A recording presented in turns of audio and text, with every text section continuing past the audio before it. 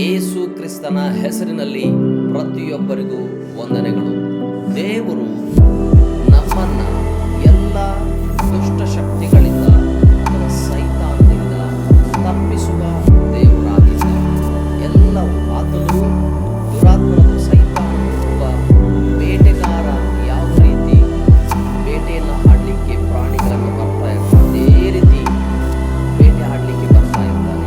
ಆದರೆ ಅವೆಲ್ಲವುಗಳಿಂದ ದೇವರು ತಪ್ಪಿಸಿ ಕಾಪಾಡುವ ದೇವರಾಗಿದ್ದಾನೆ. ಕೀರ್ತನೆ 91:3ನೇ ವಚನ ಹೇಳ್ತದೆ, ನಿನ್ನನ್ನು ಬೇಟೆಗಾರನ ಬಲೆಯಿಂದಲೂ ಮರಣಕರ ವ್ಯಾಧಿಯಿಂದಲೂ ತಪ್ಪಿಸುವವನು ಆತನೇ.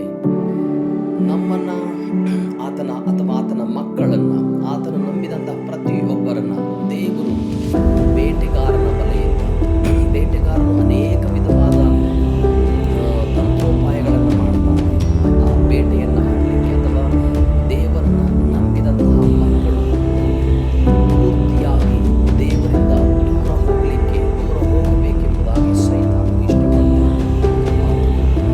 ದೇವರಿಂದ ದೇವರ ಮಕ್ಕಳನ್ನು ದೂರ ಮಾಡಲಿಕ್ಕೆ ಅನೇಕ ಉಪಾಯಗಳನ್ನು, ಅನೇಕ ತಂತ್ರಗಳನ್ನು, ಅನೇಕ ಕುತಂತ್ರಗಳನ್ನು, ಅನೇಕ ವಿಧವಾದ ಐಡಿಯಾಗಳನ್ನು, ಅನೇಕ ಯೋಜನೆಗಳನ್ನು ಆತನು ಮಾಡ್ತಾನೆ. ಏನಂದ್ರೆ ಆತನ ಉದ್ದೇಶ ದೇವರ ಮಕ್ಕಳನ್ನ ಆತನ ತಂದೆಯಾದ ದೇವರಿಂದ ದೂರ ಮಾಡೋದಷ್ಟೇ ಅವನ ಉದ್ದೇಶ.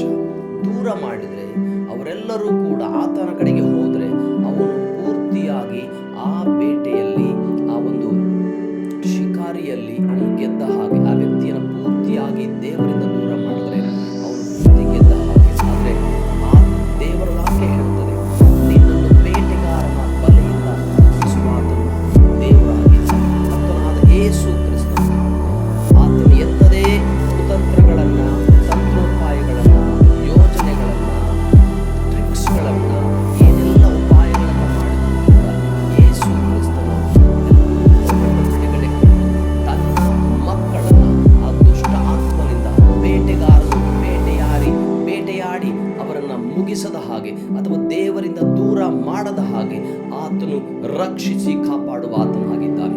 ದೇವರು ಪರಲೋಕದಿಂದ ನಮ್ಮನ್ನು ಯಾವಾಗಲೂ ಪ್ರತಿ ಕ್ಷಣ ನಮ್ಮನ್ನು ನೋಡ್ತಾ ಇರ್ತಾನೆ ಪ್ರಿಯರೇ. ಯಾಕಂದ್ರೆ ಯಾವಾಗ ವೈರಿ ನಮ್ಮನ್ನು ಬೇಟೆ ಆಡ್ತಾನೋ ಬಂದು ಅಂತ ದೇವರು ಯಾವಾಗಲೂ ವಾಚ್ ಮಾಡ್ತಾ ಇರ್ತಾನೆ. ಆ ವೈರಿ ಯಾವಾಗಲೂ ಕದ್ದು ನೋಡೋದು ಅಥವಾ ನುಸುಳಿಕೊಂಡು ಬರುವುದು ಅಥವಾ ಅನೇಕ ವಿಧವಾದ ಆ ಮಾರ್ಗಗಳನ್ನು ಆತನು ತೆರೀತಾನೆ ಬರಲಿಕ್ಕೆ. ಆದರೆ ಅವೆಲ್ಲಗಳಿಂದ ಬಿಡುಗಡೆ ದೇವರಾಗಿದ್ದಾನೆ. ಬೈಬಲ್ ಹೇಳ್ತದೆ, ಕಳ್ಳನು ಕದ್ದುಕೊಳ್ಳುವುದಕ್ಕೂ ಹಾಳು ಮಾಡುವುದಕ್ಕೂ ಬರುತ್ತಾನೆ ಎಂಬುದಾಗಿ.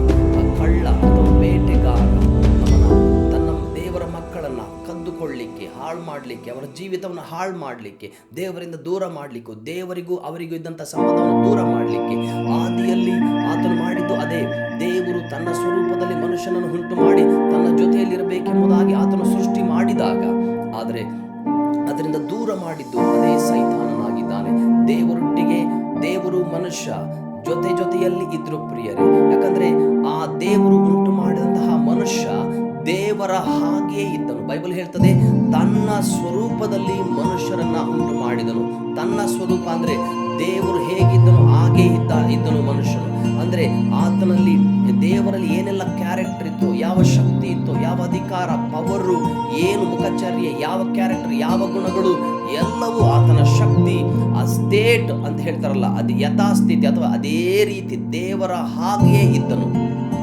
ಆತನಿಗೆ ಹೊಟ್ಟೆ ಕಿಚ್ಚು ಬಂದು ಪೂರ್ತಿಯಾಗಿ ದೇವರು ಮತ್ತು ದೇವರ ಮಕ್ಕಳನ್ನ, ದೇವರನ್ನ ತಾನು ಉಂಟು ಮಾಡಿದ ಮನುಷ್ಯನನ್ನ ಪಾಪ ಮಾಡುವಂತೆ ಪ್ರೇರೇಪಣೆ ಮಾಡಿ ದೇವರಿಗೂ ಮನುಷ್ಯರಿಗೂ ಇದ್ದಂತಹ ಸಂಬಂಧವನ್ನ, ಜೊತೆಯಾಗಿ ಯಾವಾಗಲೂ ಜೊತೆಯಲ್ಲಿದ್ದಂತಹ ಸಂಬಂಧವನ್ನ ದೇವರು ಯಾವಾಗಲೂ ಕೂಡ ಆದಾಮನ ಜೊತೆಯಲ್ಲೇ, ಇಬ್ಬರು ಜೊತೆಯಲ್ಲಿ ಯಾವಾಗಲೂ ಓಡಾಡ್ತಾ ಇದ್ರು. ಏದೇನ್ ತೋಟದಲ್ಲಿ ಇಬ್ಬರು ಜೊತೆಯಾಗಿದ್ರು. ಅದರ ಪ್ರಾಣಿಗಳ ಹೆಸರನ್ನು ಇಟ್ಟ, ಕರೆದ, ಕೊನೆಗೆ ಎಲ್ಲವನ್ನ ಮಾಡ್ದ.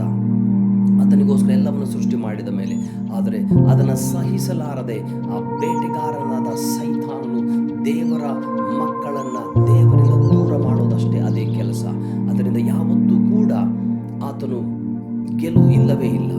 ಕರ್ತನಾದ ಯೇಸು ಕ್ರಿಸ್ತನು 2000 ವರ್ಷಗಳ ಹಿಂದೆಯೇ ನಮ್ಮನ್ನ ಆತನು ಜಯಗೊಳಿಸಿದ್ದಾನೆ. ನಮಗೆ ಗೆಲುವನ್ನು ತಂದು ಕೊಟ್ಟಿದ್ದಾನೆ. ಆ ಗೆಲುವನ್ನು ನಾವು ಜಯೋತ್ಸವವಾಗಿ ಹಬ್ಬವಾಗಿ ಆಚರಿಸೋದೇ ನಿಜವಾದ ಕ್ರೈಸ್ತತ್ವ ಪ್ರಿಯರೇ.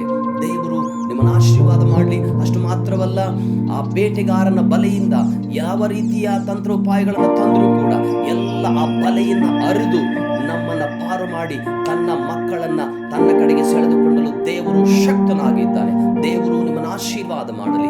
ಆಮೇನ್.